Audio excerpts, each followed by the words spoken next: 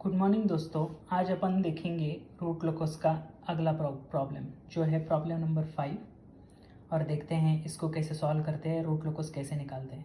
तो यहाँ पे क्वेश्चन क्या है, plot the root locus for the figure below और अपन को जीएस की वैल्यू दी है, मतलब ओपन लूप ट्रांसफर फंक्शन क्या है वो दिया गया है। यहाँ पे यूनिटी गेन है और ये जो है वो फॉरवर्ड ट्रांसफर फंक्शन या जी ऑफ एस का क्या वैल्यू है इधर दिया हुआ है। अपन को ड्रा करना है रूट लोकस। तो चलते हैं, जैसे कि हमने प्रीवियस प्रॉब्लम्स में स्टेप बाय स्टेप चीज़ें फाइंड आउट की और रूट लोकस ड्रॉ किया, तो वैसे ही करते हैं। तो सबसे पहले क्या करना है, स्टेप 1 में अपन को number of open loop poles और जीरोज निकालने हैं। तो number of open loop poles कैसे निकालने का, तो पोल्स निकालने के लिए इसको ये डिनोमिनेटर के टर्म को जीरो को इक्वेट करो। तो जीरो को इक्वेट करने के बाद एस के लिए सॉल्व करना है, तो आएंगे S equal to zero, S equal to zero क्योंकि एक्स स्क्वायर है और एस इक्वल टू -6। तो बेसिकली 3 पोल्स है। जीरोस के लिए क्या करना है, न्यूमरेटर जो है वो जीरो को इक्वेट करो और इसकी वैल्यू निकालो तो आएगा -2/3। तो बेसिकली एक जीरो है, 3 पोल है। ठीक है, तो ये होने के बाद चलते हैं स्टेप नंबर 2 पे। स्टेप नंबर 2 क्या बोलता है कि इस केस में कैसा है, नंबर ऑफ पोल जो है 3 है और नंबर ऑफ जीरोज 1 है, मतलब नंबर ऑफ पोल्स ज़्यादा है जीरो के कंपैरिजन में। सो बेसिकली इसका मीनिंग क्या है कि हम ऐसे एज्यूम कर सकते हैं कि रूट लोकस का एक ब्रांच रहेगा जो इन्फिनिटी पे एंड हो रहा है। क्यों? क्योंकि पोल्स ज़्यादा है जीरोस के कंपैरिजन में। अगर ये उल्टा रहता, जीरोस ज़्यादा रहते तो एंड अपन ऐसे बोल सकते थे कि अगर स्टार्ट हो जाता रूट लोकस का ब्रांच इन्फिनिटी पे इंस्टेड ऑफ एंडिंग। दूसरा स्टेप होने के बाद देखते हैं स्टेप नंबर 3। स्टेप नंबर 3 क्या है, स्टेप नंबर 3 बोलता है कि नंबर ऑफ ब्रांचेस कितने हैं रूट लोकस के। तो वो कैसे निकालने का, तो उसके निकालने के लिए अपन को number of close loop poles निकालने हैं। तो number of close loop poles कैसे निकालूंगा मैं, ये जो फंक्शन है जो जी ऑफ एस दिया हुआ है ये खाली फॉरवर्ड फंक्शन है। तो नंबर क्लोज लूप पाथ में या क्लोज लूप ट्रांसफर फंक्शन निकालना है, तो वो इधर मैंने इसे कैलकुलेट किया है। तो कैलकुलेट करने के बाद जो डिनोमिनेटर है जो हम पोल्स के लिए सॉल्व करते हैं, तो उसका मैक्सिमम डिग्री कितनी है या पॉलिनोमियल का मैक्सिमम ऑर्डर या डिग्री कितनी है, 3 है, क्योंकि एस क्यूब मैक्सिमम है। तो इसीलिए यहाँ पे ब्रांचेस हो गए 3। तो बेसिकली ये रूट लोकस में 3 ब्रांचेस है। यहाँ पे ब्रांचेस, एक ब्रांच ऐसा भी रहेगा, एक या दो, जो depending upon the cases. Branches ऐसे भी रहेंगी जो इन्फिनिटी पे एंड हो रहे हैं और अपने पास 3 पोल्स है, 0 1 0 है। तो अभी आप इधर देखोगे कि s equal to 0, s equal to 0 और s इक्वल टू -6 है, तो 3 पोल्स है। तो बेसिकली अपन के पास ब्रेकआउट पॉइंट रहेगा। क्यों ब्रेकआउट पॉइंट रहेगा, क्योंकि पोल्स एस पी जगह पे 2 पोल्स हैं। ठीक है, तो और ये अगर अपन इमेजिनरी एक्सिस पे प्लॉट करेंगे तो 0 0 -2/3 और -6 आएगा। तो सबसे पहले 0 आएगा, तो 0 to 0 ये ऑड है, तो इसीलिए ये रियल एक्सिस पे ये सेगमेंट आएगा। और दोनों से, क्योंकि ये दोनों पोल्स है, तो पोल्स पे हमेशा रूट लोकस ओरिजिनेट होता है और बाहर जाता है, इसीलिए यहाँ पे ब्रेकआउट पॉइंट रहेगा। तो ब्रेकआउट पॉइंट अपन को निकालना पड़ेगा। तो चलते हैं कि ब्रेकआउट पॉइंट निकालना है, तो वो कैसे निकालते हैं। अपन के पास पता है कि 0 0 -6 पोल्स है, तो बेसिकली ये जो वैल्यू है जीएस की, उसको -1 को इक्वेट करना है।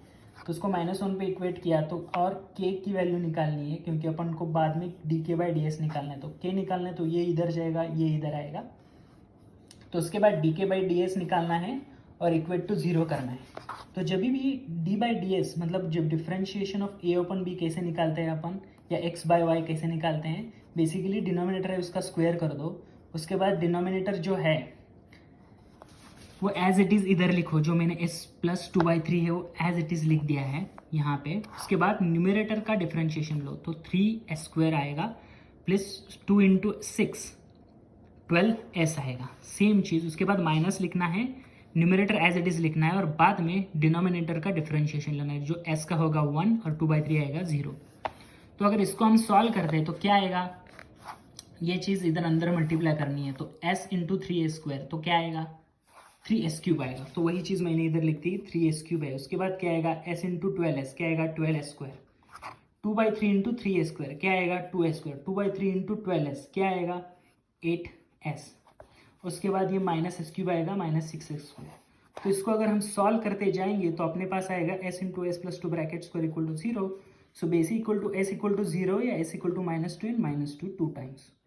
सो बेसिकली हम अगर s को रिप्लेस करते हैं सिग्मा से, क्योंकि अपन को रियल एक्सिस पे ब्रेकआउट या ब्रेक अवे पॉइंट निकालना है, तो सिग्मा इक्वल टू 0 या सिग्मा इक्वल टू -2.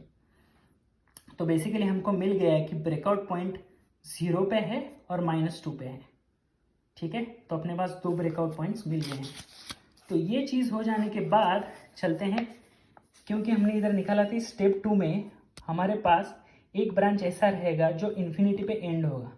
तो एग्जैक्टली किधर इन्फिनिटी, मतलब वो शेप निकालने के लिए रूट लोकस का हमको निकालने पड़ते हैं अजीमटोट का इंटरसेक्शन रियल एक्सिस पे क्या है. तो उसके लिए हम क्या करते हैं, number of poles minus number of zeros, क्योंकि पोल्स यहाँ ज़्यादा है.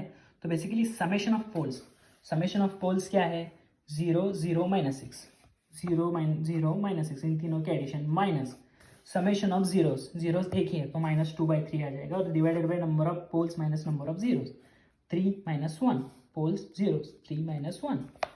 तो यही लिख दिया. इधर नीचे डिनोमिनेटर में आएगा 2, ऊपर आएगा 6 -6 + 2/3. तो फाइनली सिग्मा ए मतलब जो इंटरसेक्शन पॉइंट है वो आएगा -2.66.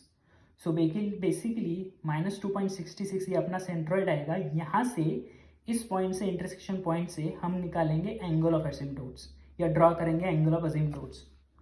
तो चलो नेक्स्ट स्टेप में देखते हैं कि एंगल ऑफ एसिम्प्टोट्स कैसे निकाला है. तो बेसिकली ये फॉर्मूला अपन को पता है, angle of asymptotes is equal to 2k + pi divided by number of poles minus number of zeros, क्योंकि यहाँ पे पोल्स ज़्यादा है तो 3 - 1. तो ये फॉर्मूला आएगा.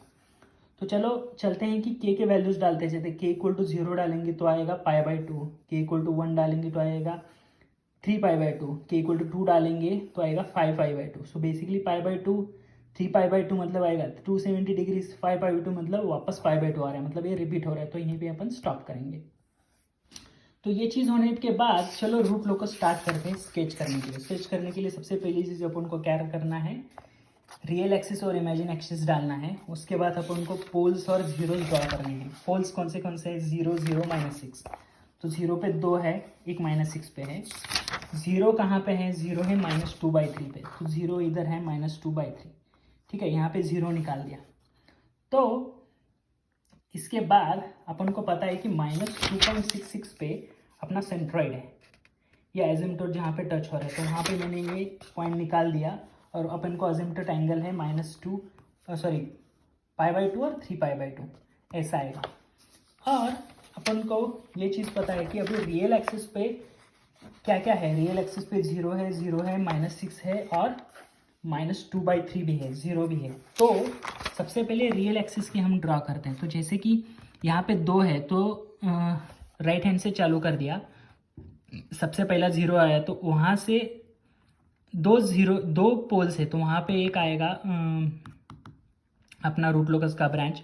उसके बाद 2 आएगा, ये 3 है तो 3 से लेफ्ट हैंड साइड में रूट लोकस रखता है तो ये भी रूट लोकस आएगा, एक रूट लोकस का ब्रांच आएगा.